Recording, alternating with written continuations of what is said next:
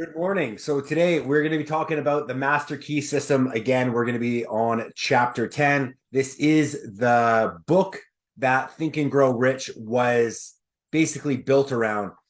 Super high level stuff written in sort of an old style character based language. The book is, there we go. So there's our book. It's written in little small paragraphs. So I've highlighted a few of the paragraphs that I thought were pretty awesome. And we're going to chat a little bit about it today. And if you find any value, please drop me a comment down below if you like this sort of stuff. This should go about 5 to 10 minutes. So, number one, abundance is natural law of the universe. The evidence of this law is conclusive. We see it on every hand. Everywhere, nature is lavish, wasteful, extravagant. Nowhere is economy observed in any created thing. Profusion is manifested in everything. The millions and millions of trees and flowers and plants and animals and the vast schemes of reproduction where the process of creating and recreating is forever going on. All indicates that lavishness with which nature has made provisions for man, that there is an abundance for everyone is evident, but that many fail to participate in this abundance is also evident. They have not come into the realization of the universality of all substance, and that mind is the active principle whereby we are related to the things we desire, which basically means everything that you know, use, love, the computer, the phone that you're listening to this on, was once an idea in someone's mind. And in order to build something, create something out of the ether, the universe, whatever, it's got to come from here first. We're going to go all the way down to number 11. The law is that thought is an active, vital form of dynamic energy, which has the power to correlate with its object and bring it out of the invisible substance from which all things are created into the visible, objective world. Exactly what I just said. This is the law by which and through which all things come into manifestation. It is the master key by which you are admitted into the secret place of the Most High and are given dominion over all things. With the understanding of this law, you may decree a thing and it shall be established unto thee. If you want something and you think about it long enough, it will come into your life. Think back to maybe you were graduating high school, or you wanted to buy a car or go on a trip or ask this person out or get a job, and you kept thinking about it and thinking about it and thinking about it and playing it into your head and painting the picture and visualization over and over and over again, and then you got what you wanted. There's a reason. It's funny because the people that call this bullshit are also the people that don't have what they want in life.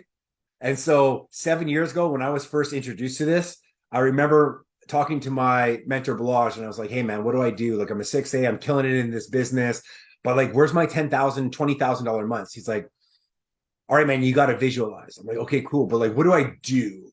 He's like, you visualize. I'm like, hey, I got that. I'm going to go ahead and visualize. But like, what do I do? He's like, visualize. I'm like, I get that. And I couldn't get it through my head that just the process of thinking about what I wanted, taking possession over that thing, and then putting into action the things I needed to do in order to make that thing a reality. The first step is the visualization, knowing what you want, painting the picture all the time. What do you want out of life? I want more time and more money. I get that. What are you going to do with the time? What are you going to do with the money? I don't know. Well, then what the fuck, man? Like, at some point in time, you're going to have to sit down and do the hard work of thinking. And this is the thing. They say that the hardest labor of all mankind is thought. Sitting down and organizing your thoughts and just figuring out what is it that you want. You can have anything in the world. You can have anything in the world that you see now or can create in the future. Spend some time to define it and watch how your life changes. Number 12, it could not be otherwise. If the soul of the universe, as we know it, is the universal spirit, then the universe is simply the condition which the universal spirit has made for us. We are simply individualized spirits and are creating the conditions for our growth in exactly the same way.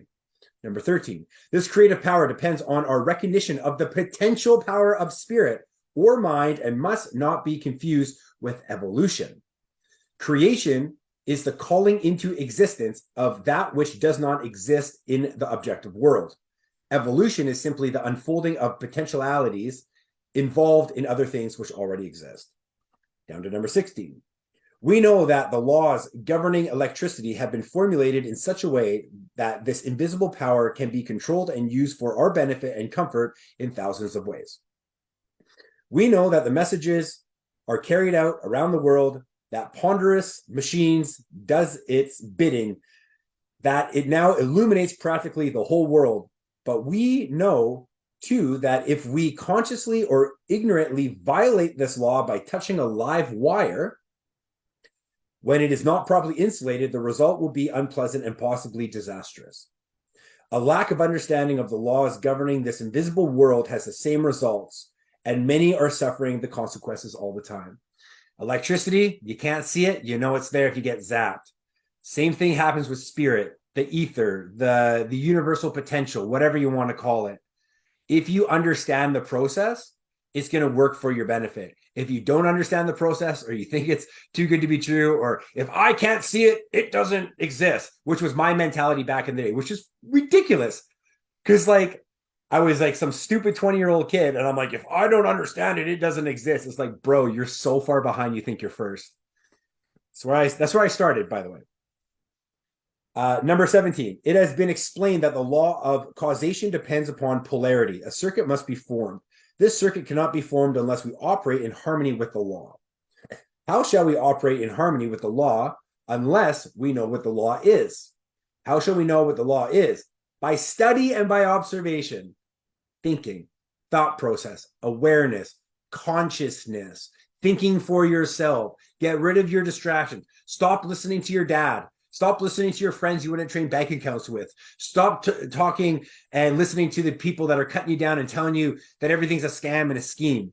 Those people, if you will not trade direct, straight across bank accounts with somebody that's giving you advice, don't take advice from them, especially business advice, okay? Number 19, if your thought is in harmony with the creative principle of nature, it is in tune with the infinite mind, and it will form the circuit. It will not return to you void. But it is possible for you to think thoughts that are not in tune with the infinite. And there is no polarity. The circuit is not formed. What then is the result? What is the result when a dynamo is generating electricity? The circuit is cut off and there is no outlet. The dynamo stops. A dynamo is a generator, by the way.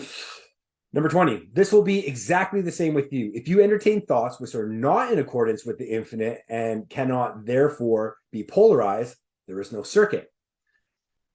You are isolated. The thoughts cling to you, harass you, worry you, and finally bring out disease and possibly death. The physician cannot diagnose the case exactly in this way. B may give it some fancy name. It's a typo. He may give us some fancy name, which has been manufactured for the various ills, which are the result of wrong thinking, but the cause is nevertheless the same.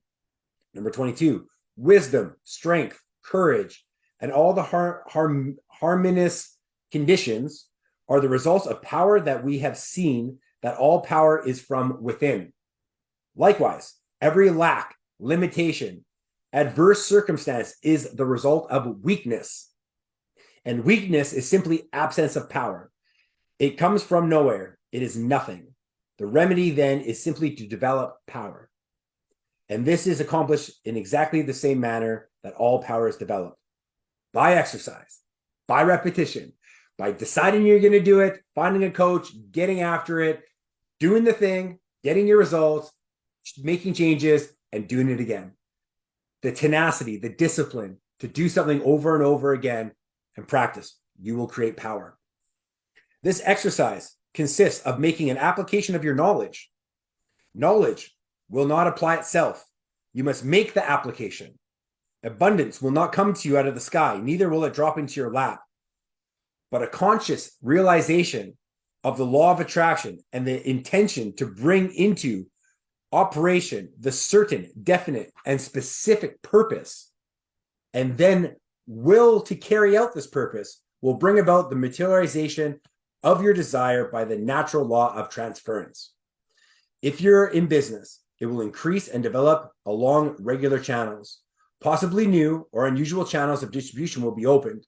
And when the law becomes fully operative, you will find that the things you are seeking you. This is the Master Key System, part 10. All the things I think that are amazing. If you like this stuff, do yourself a favor, grab this book. If you found any value in this video, please drop me a comment down below. Other than that, go enjoy the rest of your weekend, and we'll see you on the next one.